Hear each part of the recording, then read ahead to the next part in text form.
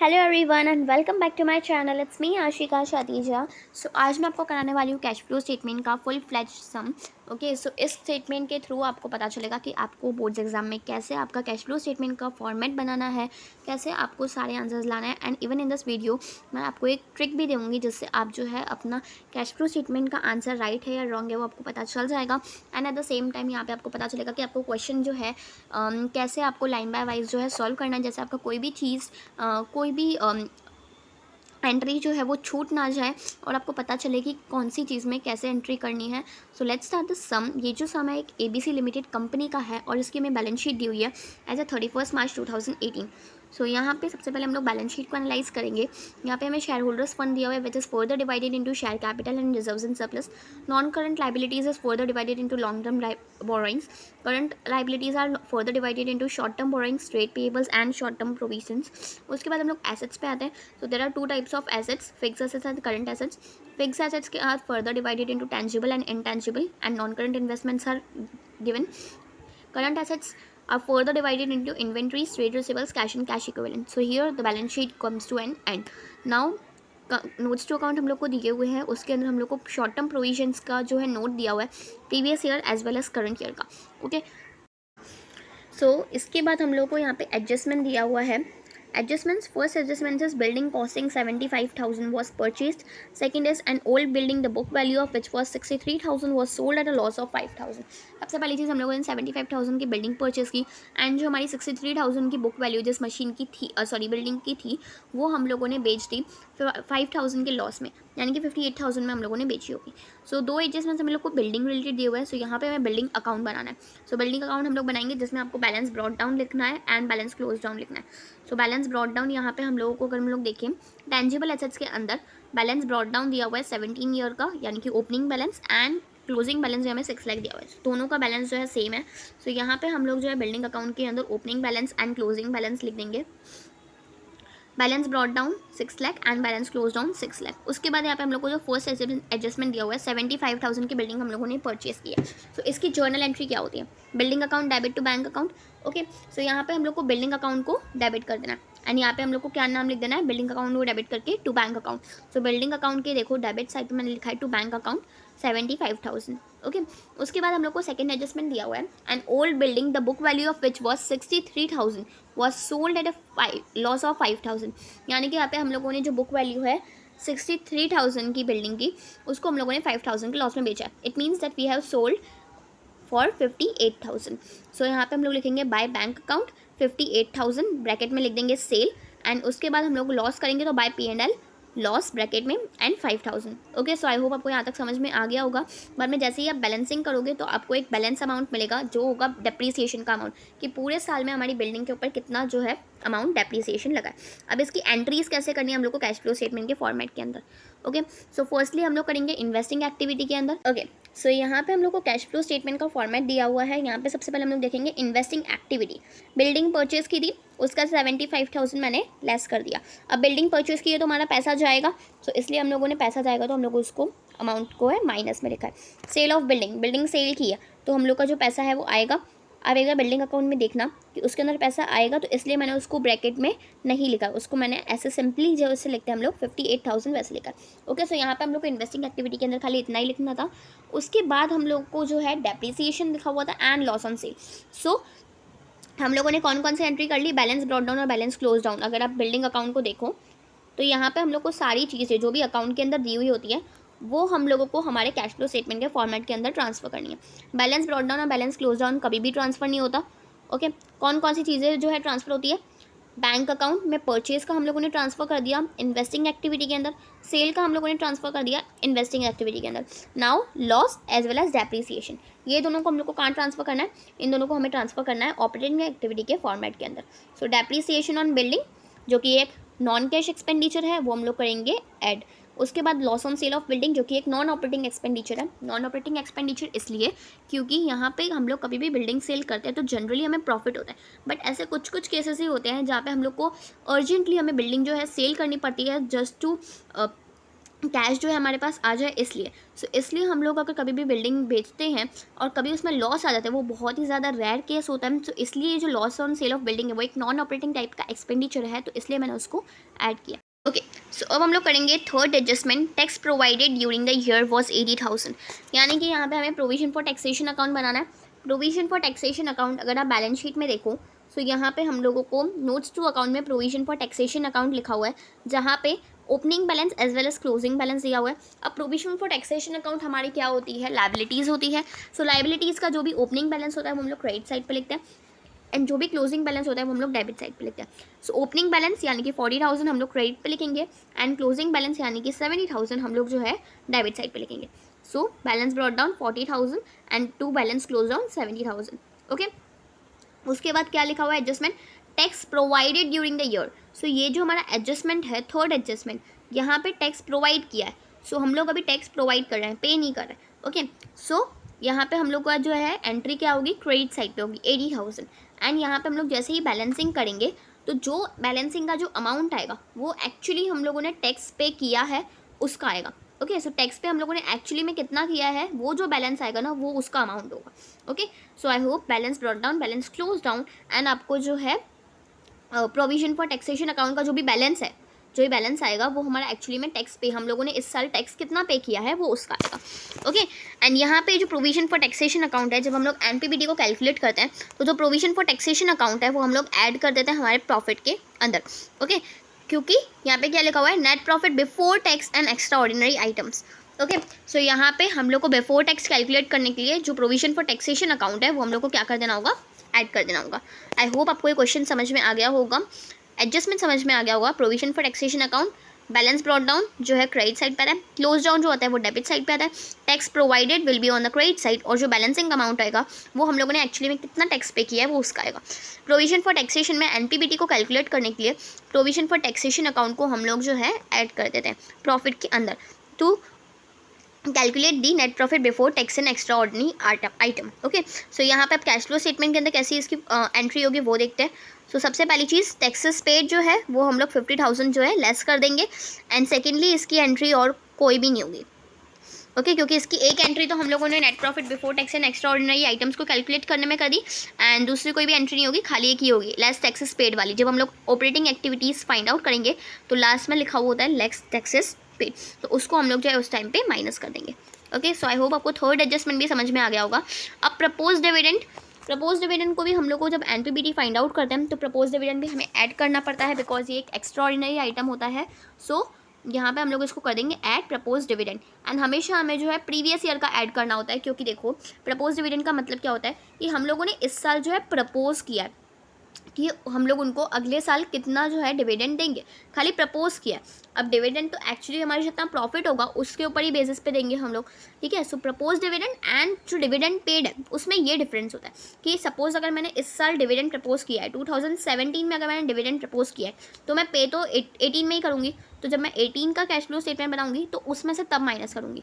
Similarly यहाँ पे क्या लिखा हुआ है, 17 का जो 2017 का जो है मैंने 60,000 प्रपोज किया था, अब देऊँगी कब मैं 2018 में।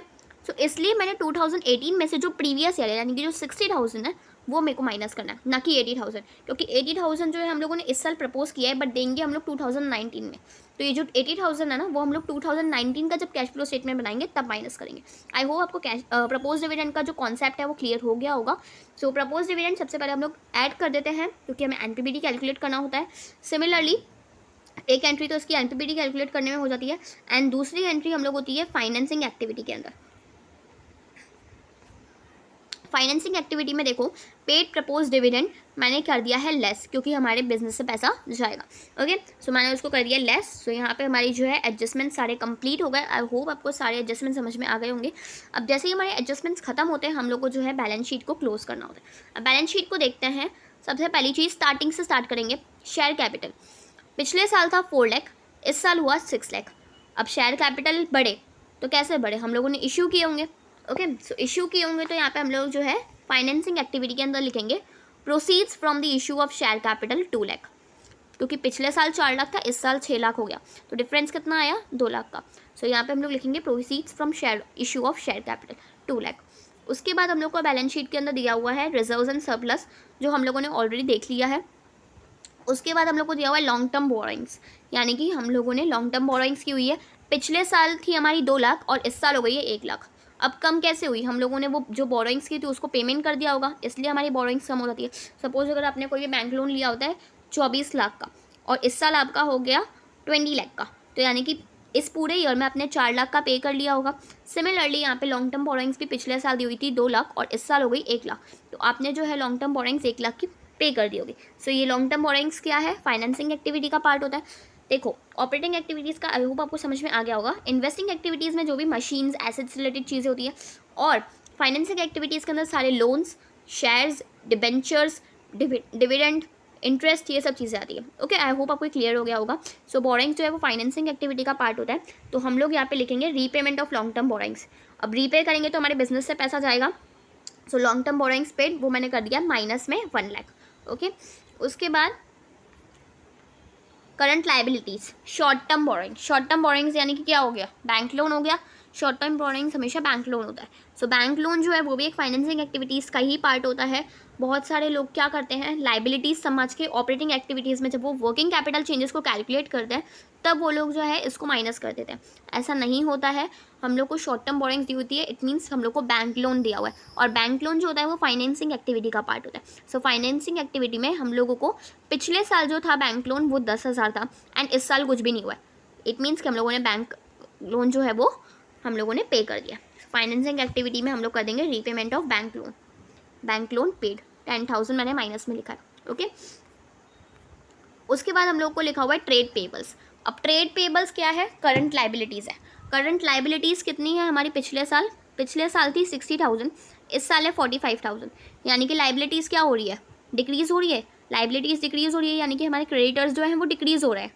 क्रेडिटर्स डिक्रीज़ हो रहे हैं यानी कि हम लोगों ने पैसा दे दिया है। पिछले साल हम लोग को 60,000 देनी थी, बट अभी खाली 45,000 ही देना है। तो इस पूरे ईयर में मैंने 15,000 पे कर दिए होंगे। सो 15,000 पे कर दिए होंगे यानी कि हमारे बिजनेस से 15,000 का पैसा कम होगा। सो हम लोग क्या लिखेंगे? जब हम लोग वर्किंग कैपिटल चेंजेस को कैलकुलेट करेंगे तो मैंने क्या लिखा है देखो, लेस में ट्रेड पेबल 15,000 माइनस में, क्योंकि हम लोग जो है क्रेडिटर्स को पे कर रहे हैं तो हमारे बिजनेस से पैसा जाएगा 15,000 का। सो इसलिए कैश जो है हमारे बिजनेस से माइनस होगा, तो मैंने भी इसका अमाउंट जो है माइनस में लिखा है 15,000। ओके, उसके बाद लिखा हुआ है शॉर्ट टर्म प्रोविजंस, जो हम लोगों ने ऑलरेडी जो है सॉल्व कर लिया है। शॉर्ट टर्म प्रोविजन जो हम लोगों ने प्रोविजन फॉर टैक्स का अकाउंट बनाया था वो था। उसके बाद आता है हमारा tangible account, tangible assets. Tangible assets भी मैंने टेंजिबल अकाउंट यानी कि बिल्डिंग का अकाउंट बनवा के मैंने उसकी भी एंट्रीज करवा दी। इनटेंजिबल में क्या लिखा हुआ था? पेटेंट्स लिखा हुआ था इसमें ब्रैकेट में, मैं लिखना भूल गई हूँ। सो पेटेंट की वैल्यू हमारी पिछले साल थी 50,000 एंड इस साल जो हो गई है वो हो गई है 45,000। सो 5,000 से हमारी जो पेटेंट की वैल्यू है वो कम हो गई है। ओके, यानी कि हमारी जो पेटेंट है वो अमोर्टाइज हो गए। सो अगर पेटेंट या तो फिर अगर गुडविल अमोर्टाइज होती है तो हम लोग क्या करते हैं, पेटेंट या तो फिर गुडविल अमोर्टाइज हो गई है यानी कि non cash expenditure. So non cash expenditure या तो फिर नॉन ऑपरेटिंग एक्सपेंडिचर हम लोग क्या करते हैं, ऑपरेटिंग एक्टिविटीज़ के अंदर ऐड करते हैं। सो सिमिलरली ऑपरेटिंग एक्टिविटीज़ में जाओ एंड यहाँ पे आपका देखो पेटेंट्स अमोर्टाइज ऐड किया हुआ है मैंने 5,000, क्योंकि हम लोग की उसकी वैल्यू जो है कम हुई है 5,000 से। एक्सपेंडिचर्स को ऐड करना होता है ना, सो इसलिए यहाँ पे मैंने ऐड किया है पेटेंट्स अमोर्टाइज्ड 5,000। ओके, इससे अगर गुडविल अमोर्टाइज होती तो मैं यहाँ पे लिख दी गुडविल अमोर्टाइज्ड। ओके, उसके बाद आता है हम लोग नॉन करंट इन्वेस्टमेंट्स पे। नॉन करंट इन्वेस्टमेंट्स हम लोगों ने पिछले साल कोई भी नहीं थी और इस साल जो है 75,000 है, यानी कि हम लोगों ने इस साल जो है नॉन करंट इन्वेस्टमेंट परचेज किए होंगे। So non current investment is a part of investing activity. So investing activity के अंदर हम लोग लिखेंगे purchase of non current investment 75,000। Non current investments लिए हैं तो अब एसेट आया है, लेकिन कैश क्या है? चला गया है। सो बिजनेस से कैश गया, इसलिए मैंने कैश जो है अमाउंट जो है वो माइनस में लिखा है। ओके,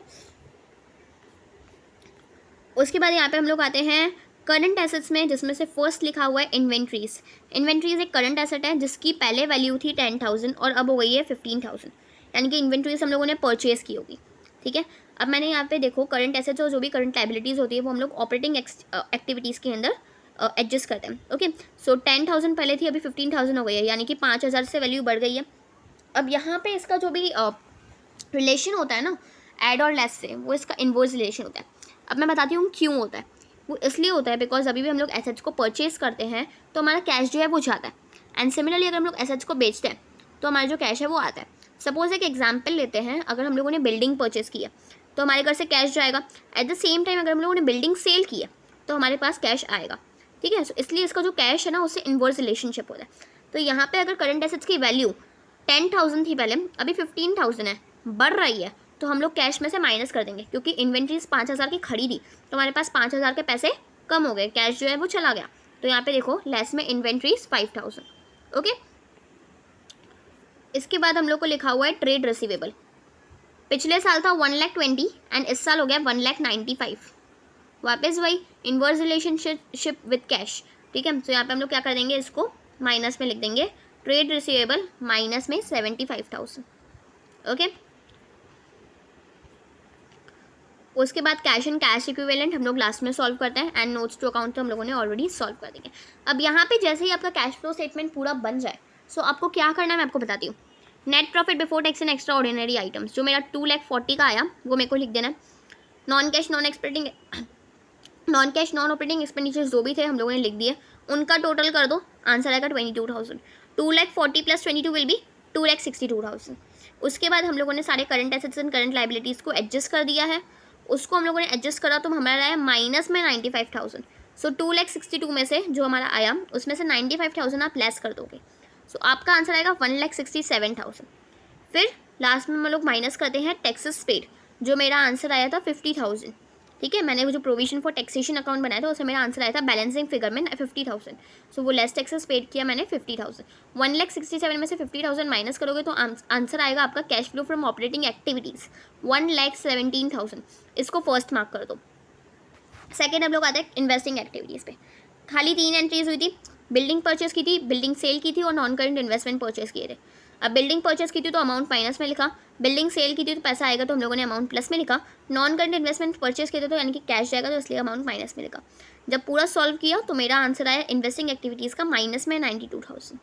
ओके, इसको हम लोग को सेकेंड मार्क कर देना है। अब इसके बाद हम लोग आते हैं फाइनेंसिंग एक्टिविटीज़ में।